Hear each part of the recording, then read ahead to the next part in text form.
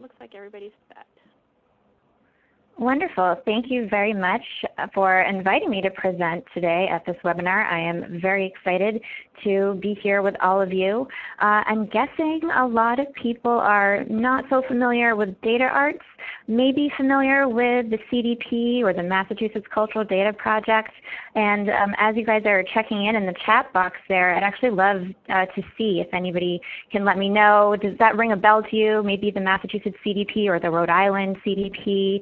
Or are you familiar with DataArts already, or do none of those things ring a bell to you?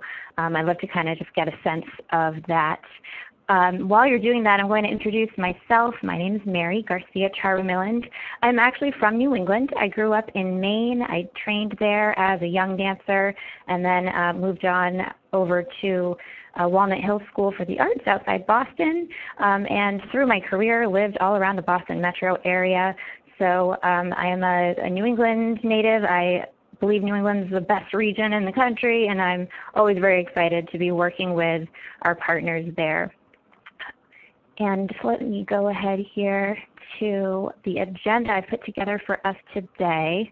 Of course, I'm going to start by explaining who is DataArts. Yes, I love hearing people are familiar with the Massachusetts CDP and seeing a lot of Massachusetts people in here, which is great. Yes, the Massachusetts Cultural Council is DataArts' big partner in Massachusetts. So I'll explain all of that and what that means, because it's different in every state in New England. But now, we are DataArts, and what I want to show you today is the new DataArts platform, as well as the new cultural data profile, or the new CDP, and some of the really helpful and useful analytic reports and tools that we have made available in the new platform, and things that we're going to make available, as well as our trainings and other educational offerings. Some new things there, and even more new things to come. So I'll just jump right in here. So what is this DataArts? Well, we were previously known as the Cultural Data Project, and it was a state-based project. And we worked that way for about 8 years as a project of the Pew Charitable Trusts. And then about 3.5 years ago, we became an independent nonprofit organization and started working a little bit differently. So earlier this year, we changed our name to DataArts, and decided to keep the name CDP to refer to the cultural data profile, which is that online survey form that you might be familiar with filling out for the Massachusetts Cultural Council grant applications or things like that. So we figured everyone calls that the CDP, just keep calling it that, but we're doing a lot more than that now. That's just one of the things that we're doing. We have an education department. I mentioned I'll be talking about trainings and other offerings. We also have a research department. And we also have launched partnerships with a lot of national service organizations. So that's why we are DataArts now, but you can still use the term CDP to refer to that profile. So you should all be seeing on your screen now our mission statement. Our primary goal at DataArts is to put the power of data in service to the arts and culture sector. We collect financial and programmatic data from arts and culture organizations and deliver it back to those organizations, as well as to their funders and to the researchers and advocates in the form of reports. So our goal is really to harness this data to give everyone in the sector the information that they need to manage their organizations, make their cases, and increase their impact, so together we can all strengthen our sector. So let's take a closer look at what I mean by all of that. You should see now on your screen this sort of map of how the data flows with DataArts, kind of a high-level snapshot of how it works and how each of our constituents benefits from the data. So I mentioned in the upper left-hand corner, arts and cultural organizations complete the CDP. They then get access to analytic reports and funder reports. As I mentioned, they're usually completing the CDP as part of a grant application or reporting requirements. But those analytic reports are kind of what they get back for doing that. After the organizations share that data with the grant makers, then it flows over to them, and the grant makers can access the data, run their own analyses, and then also researchers and advocates gain access to the deep data set in order to make the case for policy supportive of the arts or uncover needs in the sector, that sort of thing. And I'll go into that a little bit more later on. So I mentioned we've been around operating for a while. We started in Pennsylvania, so we have 11 years of data in our system here. We've also been in parts of New England for a few years already. And I mentioned the CDP is that proprietary survey form. What it really is each CDP is a single fiscal year of historical data. So it's entered by an organization after their fiscal year is complete and after they have their final audit or review. But basically, we have a pretty large database right now, and it's growing by the day. So DataArts' offices are here in Philadelphia, Pennsylvania, but we collect CDP data through partners in 16 different states. Those are the dark orange ones there. And we're also collecting data in the rest of the country in different kinds of ways in those lighter orange states. The biggest partnership right now is Americans for the Arts, AFTA's Arts and Economic Prosperity 5 study, or as we call it, AEP 5. So if you are in Massachusetts, you might have heard of this, or you might not have, because what we're doing in the dark orange states is where organizations are already filling out the CDP for any number of grant makers, partners in those states. We're just sending that CDP data over to AFTA, and nobody else there needs to fill out a separate survey for the AEP 5 study. In other states, such as Connecticut, for instance, they are just filling out the AEP 5 survey, and what's new this year is that DataArts is the platform for that AEP 5 survey. So it's some of the same information that's in the CDP, but it's a shorter version for those communities where we're not currently collecting CDP data. If there's anybody here from Maine today, you might be surprised to see that Maine is dark orange. That's what I heard when I was up there last month for a conference. We're rolling out the launch of the CDP in Maine still, but we are working with the Maine Arts Commission on that. So that's something you will hear about more in the future if you haven't just yet. So that's the AEP 5 survey, and maybe some of you are familiar with that. And I'll talk more about that here in a moment. But the important thing I want to note about that is in these other communities, like southern New Hampshire, for example, where we're doing the AEP 5 studies, those studies won't happen again for another 5 years. So we're at DataArts really interested in continuing to work with those communities to support the ongoing participation and representation of as many New England arts organizations as possible. And basically anybody in the country can opt to fill out the CDP at any time. It's just for the AEP 5 study, it's not required because the AEP 5 survey is a lot shorter.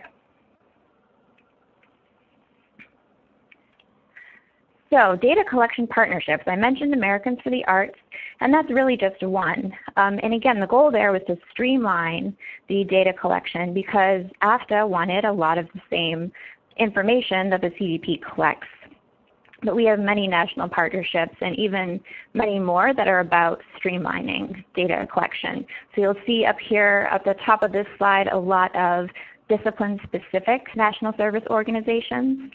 You won't see the American Alliance of Museums up here, but we are in conversations with them about doing the same kind of thing that we're doing with the theater and the opera and the dance national service organizations. We also have partnerships that are aimed at maximizing the capacity building resources available to organizations who enter their data.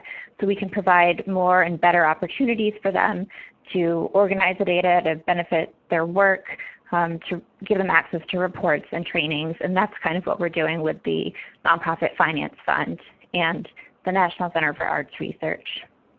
And then towards the bottom are some of our partnerships that are aimed at developing new methodologies for scaling data collection to address big questions facing the sector. So one example of this is the work we've been doing with GuideStar and the Foundation Center to develop sensitive and secure ways to collect and report on the demographics of organizations' workforces, such as their boards, staff, and volunteers, and also the demographics of organizations' audiences or participants or constituents.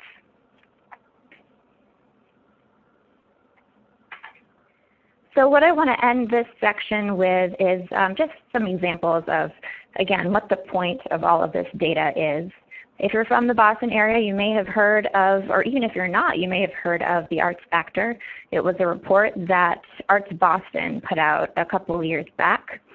And here's a quote from their director, Catherine Peterson. And she's basically describing here how using CDP data for this report really helped them to highlight the impact and importance of Boston's arts and culture sector. Putting the whole data from the whole sector together helps them to demonstrate how important it was. But that wasn't where that ended, actually. After that report came out in Boston, CDP data was also used for a statewide report, a case statement from the Massachusetts Cultural Council called It Works. And you may know this was really important to the advocacy campaigns to preserve funding for the Massachusetts Cultural Council these past couple of years. But it didn't end there either. There was another report pretty recently put out by the Boston Foundation about how Boston compares to what we would call, our research department would call, comparable cities in terms of size. And that was also a very important report because that one dug really deep into the community and looked at things like funding, and really brought to light the fact that Boston had the lowest levels of corporate and government support for the arts and the highest level of individual support. So this report and the Arts Factor report were eventually used to inform the city's Doomed Cultural Plan, which was released this summer. So reports like these have been done in many other cities and states across the country, and they've often been really instrumental in influencing funding and policy for arts and culture. They show how powerful data can be at the community level in aggregate. So sounds pretty good, right? Well, that's what we thought, and you may know we did some town hall meetings around the country when we became an independent organization a few years ago, and what we heard from people was, oh yeah, that, you know, the CDP does all these great things I just described, but we also heard some other things. We also heard that the CDP can be difficult, it can be not a great fit for a lot of organizations. And what we heard was we needed to provide a better experience for arts and culture organizations because after all, they're the ones who are doing the work to supply the data that allows for all of this success and all of these reports. And that is really what's behind the new DataArts platform and the new CDP that I want to talk to you about today. Are there any questions about anything I just went over in that introduction? If so, feel free to send them into the chat box there. But I don't see anyone typing, so I'm going to move on. So everything I just mentioned culminated in this new technology platform, and it's begun to address some of the frustrations we've heard from our users. It's also going to lay a foundation for us to provide new reporting and analysis features going forward. Ooh, here we go. So this is the dashboard that you'll see when you log into DataArts. So if you go to culturaldata.org, you'll see where it says click here to get into our platform, or you can go directly to DA for dataarts.culturaldata.org, and you just enter your email address. You can reset your password if you need to, or create a new account. You can even log in with Google. And if you're not connected to an organization yet, you don't have a CDP yet, this is what you'll see. What's new here is that in the new system, everyone can have their own account. So organizations no longer need to share one login among their staff. Each user gets their own login, and anyone who you designate as the DataArts admin at your organization can add, delete, or change those user accounts. So that also means you can have multiple people work on a CDP at the same time. And the admin at your organization can choose the level of access for each user account at your organization. And it also means that DataArts can keep in touch with everybody at your organization who is using the CDP to let you know about updates or issues or new analytic reports or whatever is going on, rather than just contacting that one email address that we used to have in the old system. So if your account is not yet linked to an organization, this is what you would see. And you can obviously click here on the Join button or up here at the top to link yourself to an organization. You'll search for an organization, and if it's not there, you'll create one. And then you will see the accents turn blue. And you'll see your organization appear here. And there's something else new there. That's a drop-down, and you can add more organizations. It's either in this menu or the next one. But you can basically use your one login to access any organization that you are affiliated with. If you're volunteering at one, or a board member at another, and a staff member at a third, you can have logins to as many, or with one login you can have access to as many as you need. And this is what you would see if you don't have any CDP surveys yet. You could click here to start one.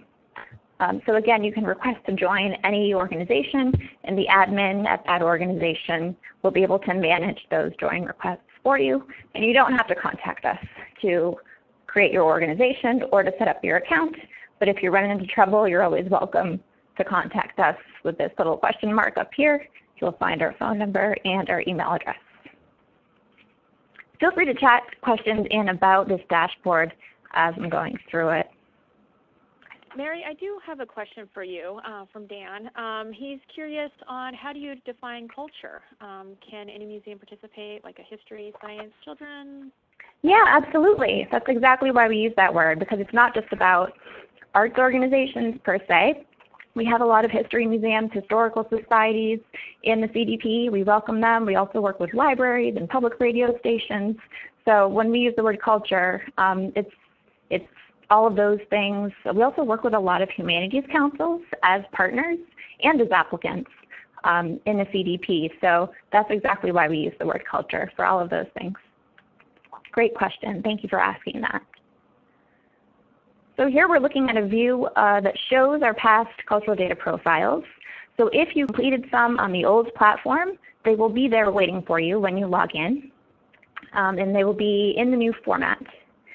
So let's see, what else do I want to point out here? After you've completed a cultural data profile, and you can see we have completed 3 of them here, then you can apply to grant makers with them or send them to grant makers. So you search for Massachusetts Cultural Council or whatever in here, and then it'll come up with the grant program, select the one you're looking for, and you can send your information over that way. You can also use the completed CDPs to run analytic reports, and I will get into that a little bit more in a moment, as well as the survey providers thing. So I mentioned we're working with AFTA for the AEP5 survey. That would be one of the survey providers we're working for, but you'll see in a moment how you can select other ones as you're setting up your survey, because we are working with those discipline-specific national service organizations, and we're just going to keep adding those partnerships, as many as we can, so that you can send your data over to more and more survey providers after you've entered it, instead of having to fill out separate surveys. These down here are knowledge base articles, and you can also, if there's something you're curious about, just click in this question mark and search for whatever words you're looking to find out about, and whatever knowledge base articles we have will show up, because we have a lot of them. But the ones that are showing up here are the ones we think are going to be most helpful for that moment in time. Any other questions about the dashboard before we look at how to create a new CDP and what's new in the new CDP? Nope, you're good, Mary. And analytic reports? Okay, great. So the new cultural data profile, again, we wanted to move away from the one-size-fits-all with this, and so we've tried to address that issue directly. Now when you begin your data profile in the new system, you'll have to answer some questions first to customize it.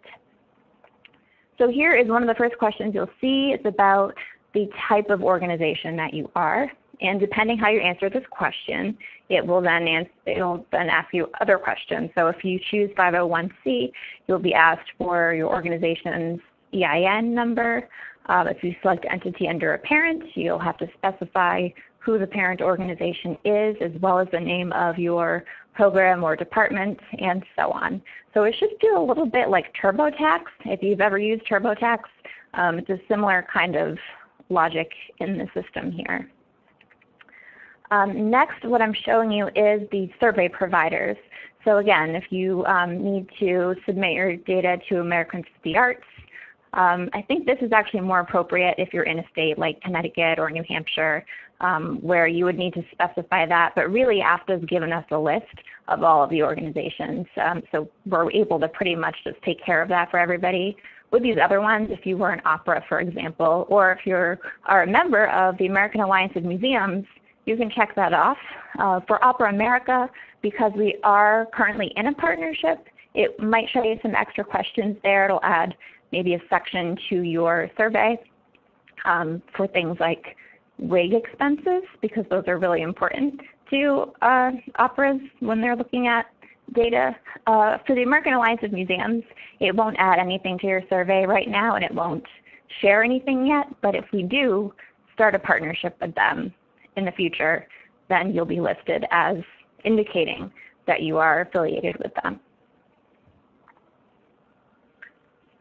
And then this is where it gets interesting. So we are customizing everybody's CDP based on their financial complexity. And if your expenses are under $50,000, you are eligible to complete what we call the short form, which is a much shorter survey with simplified sections. And it really only asks for a very high-level summary of your finances and program activity.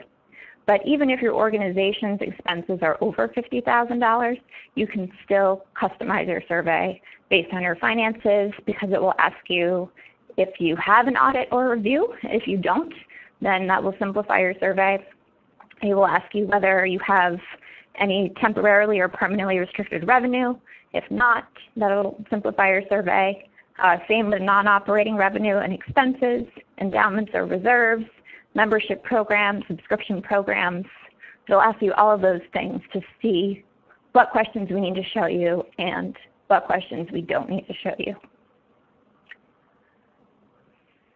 Same thing with program activity. And we really did a lot of research into this before coming up with what we have now. We wanted to make sure we had a better understanding of what program activity is undertaken by the arts and culture sector and the best way to track that activity. So you'll still enter your NTEE and NISP codes when you set up your survey. And based on that, you'll see a list of suggested program activities that the system thinks will line up with the codes you just entered. And then you can choose the ones that apply to you. You can uncheck them if they don't apply. And then it'll give you the full list. So if there's anything that we missed, you can check it off in there.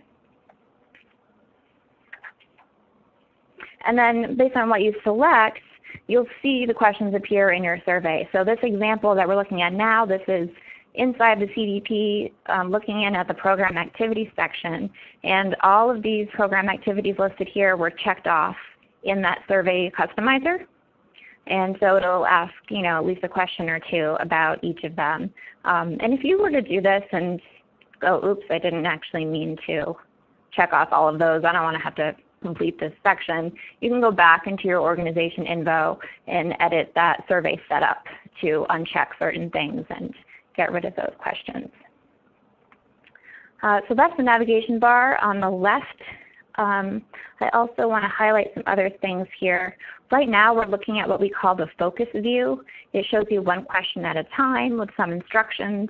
You can also switch to that good old grid view if you want to just throw all your numbers in there.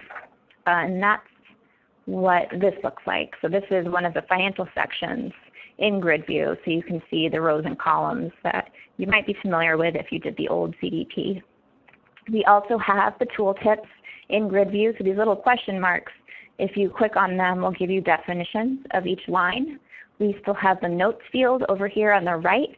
So if you left yourself notes in the old CDP, they will still be there in the new CDP. And if you want to leave yourself notes this year for next year, you can do that. Anybody else at your organization who logs in will also see those notes, but nobody that you share your data with outside of your organization, no grant makers or service organizations will be able to see those notes. Another important thing is this red exclamation point over here. That's an error, and we have an error check going on as you enter your data. So when you go from one section to the next, this will show up if there's an error in there. You can click into that section. You'll see red text appear below the box where the error is, and you can fix it, and when you save it and move on again, it should go away. And if you don't have any errors, when you get to the end, you can just click Complete, and you shouldn't have to deal with any further errors at that point. What else here? Oh, the Learn More area. Very small, but there's a little plus sign where it says Learn More at the top. And if you click there, it pops open, and there's all sorts of useful things in there. You'll find links to articles about financial concepts and other commonly asked questions, insights from CDP data that has been gathered by our research department, and sometimes there'll be peer organization case studies and examples, even videos, all sorts of things in there to keep you entertained as you are entering your data. Maybe you'll even learn a thing or two.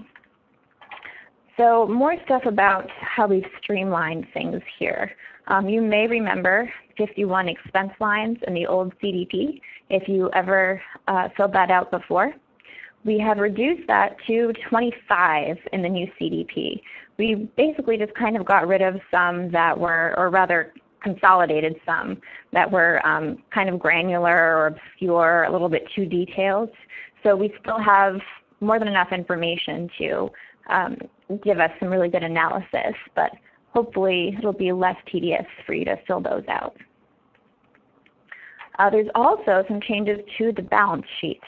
So in the old CDP, everyone had to do this disaggregated balance sheet, separating assets by restriction based on whether they're temporarily or permanently restricted or unrestricted. In the new CDP, our system will ask if you have an audit or review, and if you say no, you will not have to fill out the disaggregated balance sheet, but you'll still have the option if you want to. So that can save a lot of time as well. And then just to kind of recap some other things about the new sections and the optional sections, these are all really, again, to address comments from our users about areas where they felt the old survey didn't accurately reflect their work. So most of the new sections are optional. You can decide which ones are important for you to give a full picture of your organization in reports. I mentioned non-operating expenses and revenue. So those sections are there now. Workspaces, you'll still have to enter at least one location for your organization, but if you have programming in multiple locations, you can enter addresses for each of them now to help give us a clearer picture in the database of where art is happening in our cities and in our neighborhoods.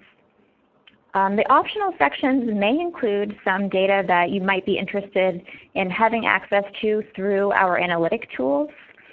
So we'll take a look at the analytic reports, but I just wanted to mention that because they may not be required, but if that's something you want to run some analysis on, then you might want to go ahead and enter it. So that's all I have on the new CDP before I jump into analytic reports. Are there any questions about all of those changes? Nope, Mary, it looks like you're good. Okay, so Emily is asking, does all the financial data still have to match up with the audited financials? Yes, that's still our guideline. And if you ever have a question about a specific circumstance, then please call our support center and they can usually guide you through that. Every once in a while there's some special circumstance that comes along with a grant maker or an applicant, and our support center can certainly help you with that. Looks like maybe no other questions right now. So I'll go ahead and, no? Okay. Okay, just one second. I'm not sure if you would know this or not, but or maybe someone else in the chat can jump in on this one. Does the MCC require filling out all sections, or can no organization opt out of the optionals? Would you know that answer, or would you, or anybody in the chat? Yeah, I can answer kind of generally, and I know that our Partner Solutions Department, maybe some of you have even spoken to Liz Quinn in the past. She worked with New England for a long time before I did. She's working with MCC right now towards their next deadline, but and I think that'll be their first in the new system, really. If they did have one earlier in the new system, it was like just barely in the new system.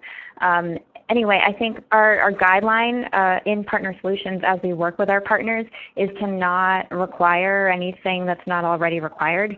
So generally speaking, if it's optional for you, but everything that's required does have to be required in order for you to share your data with MCC. But again, if there's a specific line that you're wondering about, or there's something in the guidelines specifically that you're wondering about, please don't hesitate to contact our support center and we can help you through that.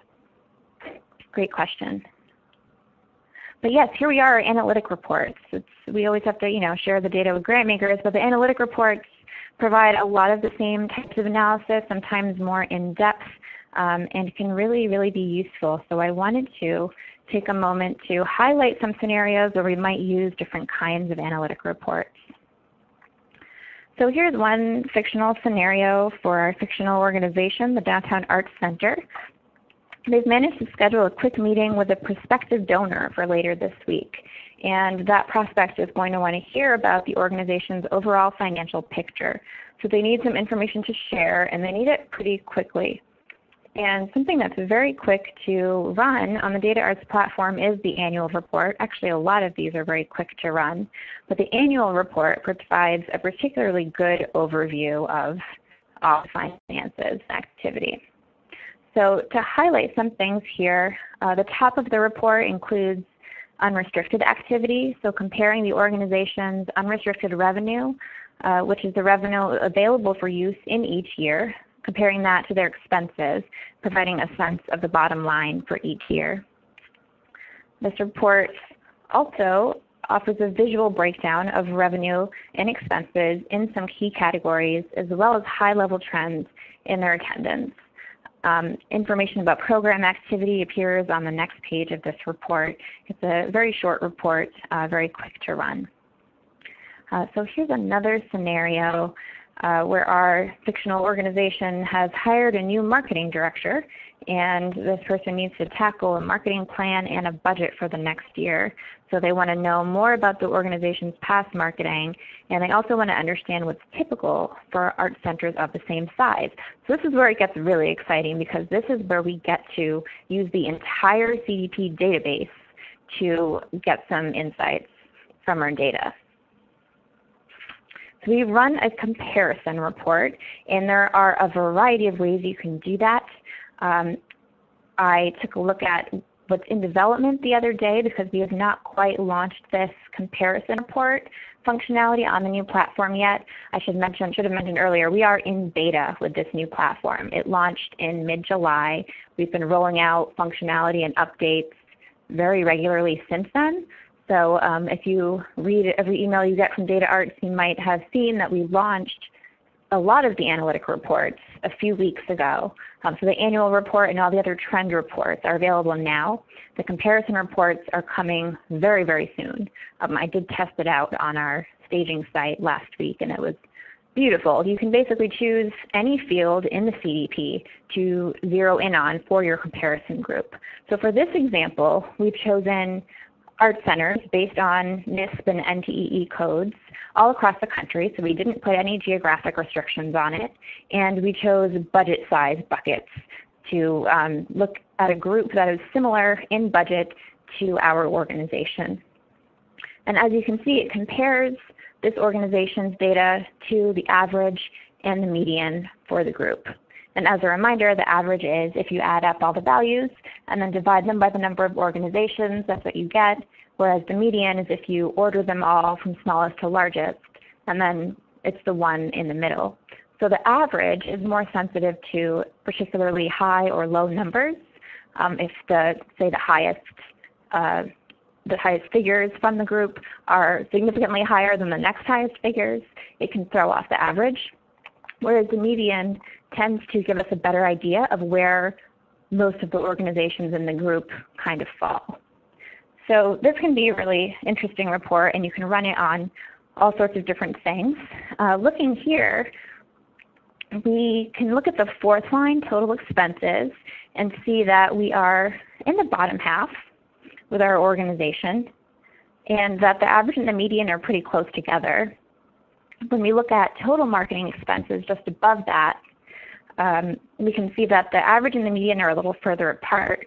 So this is one where there might be a few organizations who have much higher marketing expenses, but our organization is actually pretty close to the median. So to help us make sense of all this, we have these metrics here at the bottom. Marketing expenses as a percent of total expenses.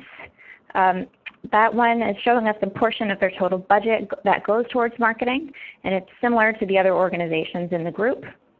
The second ratio here, marketing expenses as a percent of program revenue, is the amount that they spent on marketing. 16% is significantly lower than the rest of the average and the median for the rest of the group. And this means their marketing efforts are relatively efficient at bringing in program revenue, although it's also important to keep in mind that there may be multiple goals for their marketing efforts beyond just revenue generation. So that was a lot of information we got just from this one report and this one scenario. And I want to show just one more scenario here.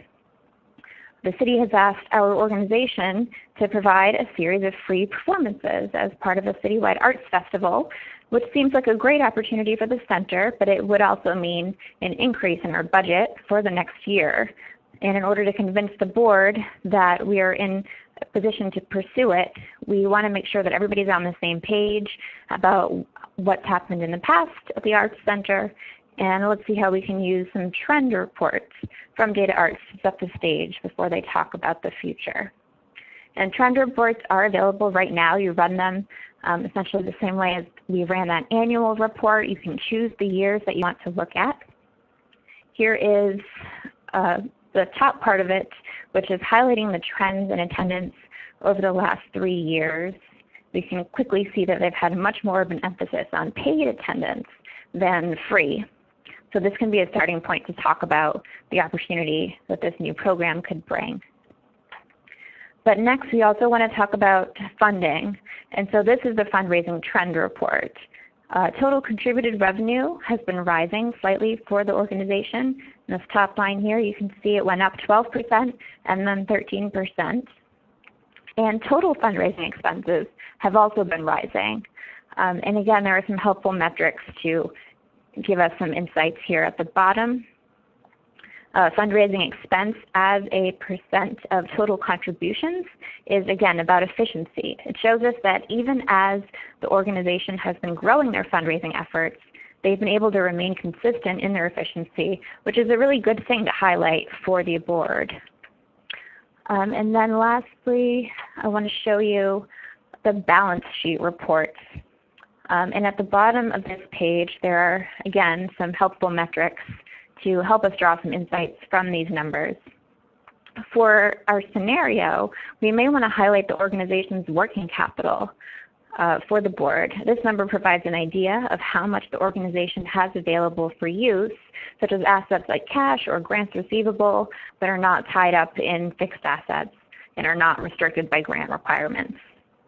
So sharing these reports with the board could help us set the stage for a productive conversation about this opportunity in our scenario. So those are just some examples from the DataArts platform and that list of analytic reports that you would see there when you have completed a CDP or a few CDPs. But I want to also show you something that is powered by CDP data, but not on our website. It's the National Center for Arts Research at Southern Methodist University. They've just launched a dashboard using CDP data, and it's also free, and it can also give you some interesting insights. They call it the KIPI dashboard. KIPI stands for Key Intangible Performance Indicator. And if you have more than 1 year of completed CDPs in the system, you should have received an email from us, would have been a couple of weeks ago, giving you your login for this, but you can go right to NCAR's website and you can click Forgot Password if you can't find that information, or you can contact NCAR directly to get a login. Anybody who does not yet have 2 years of CDP data can just go ahead and enter a couple fiscal years, and then you can also gain access to this. Just contact NCAR to let them know that you want to log in for this tool. These dashboard scores are confidential for each organization, so you'll only be able to access your own scores. but it's basically your individual performance ranked among similar organizations on a variety of dimensions. So another interesting thing to look at. And that's all I have on analytic reports. I have just a couple of slides highlighting some educational offerings for you guys. But go ahead and chat in any questions you have about those analytic reports. And I'll dive right into our trainings. So you may know we offer interactive webinars and hands-on workshops to organizations for free, thanks to our grantmaker and service organization partners. And if you go to culturaldata.org, you can join our mailing list to find out when these are happening, or you can see our calendar there as well. We do have a couple of trainings coming up in Boston on November 17th. The new user orientation happening that morning will have some of the same content I just showed you. The Data plus Stories workshop, Data plus Stories equals Impact, is happening that afternoon, and that's a really nice hands-on workshop using reports for case making and things like that. But we do all sorts of things. We do online things, and you can see them all on our calendar or sign up to get emails about those. But what I'm showing you here is something new. It's online and it's on demand. So you can go on anytime and access this at 1 o'clock in the morning, pause it, finish it at noon the next day. And it's a data literacy curriculum. And it's meant to support people in arts and culture in learning to use data more effectively. And it's not just about CDP data, it's all kinds of data. So the first course is live now. If you go to courses.culturaldata.org or just click through the Learn section on our website. The introductory course is called Looking as We Leap, and it was created in collaboration with Andrew Taylor, a professor of arts administration at American University, and he's also known for his blog, The Artful Manager. And this first course provides a step-by-step look at how to use data effectively to support decisions. We are also about to launch 3 more courses in this curriculum called Data Essentials, and it's pretty much what you see here, 3 sort of tracks or areas for the next course. So that's just a quick peek at some of the things we're working on. And if you have any questions about trainings or anything else, please go ahead and send those in. Mary, do you know how many, just off the top of your head if you know this or not, do you know how many museum-related organizations are participating in this right now? Oh, I don't know that answer off the top of my head. But I do know that we did put something on our website. I think if you go into like the research section in the menu, there's something about exploring the data set. And we have some interactive graphs there that give a breakdown of the organizations that are in the CDP database. So you might find it there. Okay. No, because I find this information incredibly useful, especially the analytics part, because we do, in the NEMA office, we occasionally get questions like that. And, you know, it's like there's a lot of people out there collecting information, but what you're providing is so incredibly useful just for the field in general to have that information just on, you know, budgets, because we do get a lot of questions about that. Yeah, that's great. I'm glad to hear that that's useful. That's why I love what I do, and that's why we exist here. That's why we're doing this. And you leave out some questions anytime. I just put the support center's contact information up there. Again, feel free to get in touch with them with any questions you may have. And feel free to just explore our website. I mentioned we have that knowledge base with tons and tons of articles in it. You can get to all of those educational resources through the Learn section on our website. Okay. Does anybody have any questions for Mary or in general? I'll let everybody think about that one. But I also mentioned some of the stuff that NEMA is actually collecting is that we do have a program called NEMA Stat where we're collecting attendance figures from museums throughout New England. The open period for next year is actually open right now. Information is available on our website, and I know that's pretty helpful for the people that are participating in that program. And the other thing that we are currently going to be launching in November is the salary survey. So everybody check their inboxes for the invite to participate in that. It's a quiet group today.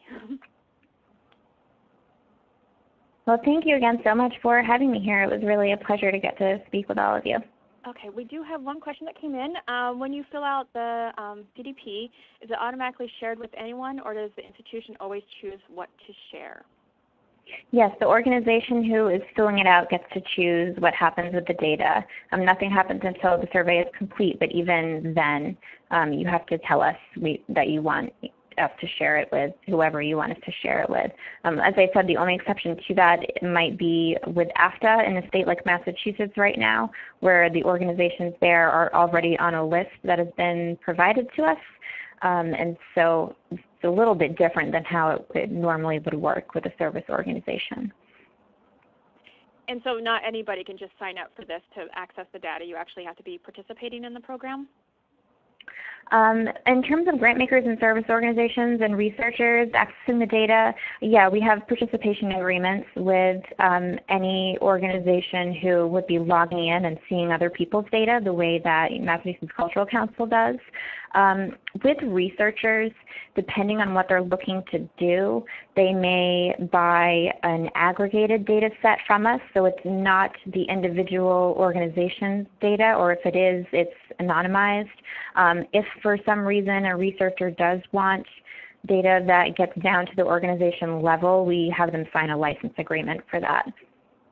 Okay, because I know sometimes privacy is a key issue for some organizations and stuff. Yeah, absolutely.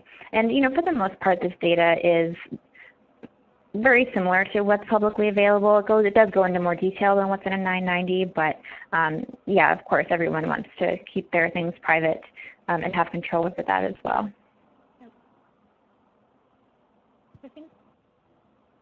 And even with the comparison reports, I didn't mention this, but when you are pulling together a group of organizations to compare yourself to, if you went as deep as, say, I just want to see museums with budgets over, $10 million in Boston or something, if you got down to where your comparison group had fewer than 3 organizations in it, the system would not let you do that. So that also prevents anybody from trying to, really take a good look at somebody else's data.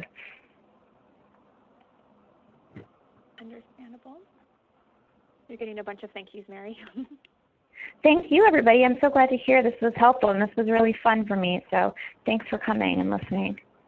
And I also want to mention that this is actually the last Lunch with NEMA for 2016. So if anybody out there has any ideas for 2017, give the NEMA office a call. We would be more than happy to discuss future topics. And also don't forget to join us down in Mystic for our annual conference November 9th through the 11th. I know a bunch of you guys are already signed up, so I'm looking forward to seeing you guys all in 2 weeks. And Mary, I want to thank you again for sharing your knowledge about DataArts, and I hope all of you guys continue to participate in the program.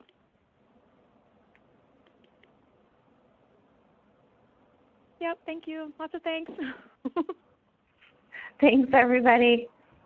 All right, thanks, everybody, and we will see you for the next one, next Lunch with NEMA in January. All right, thanks, Mary. Thanks, everybody. Bye. Bye.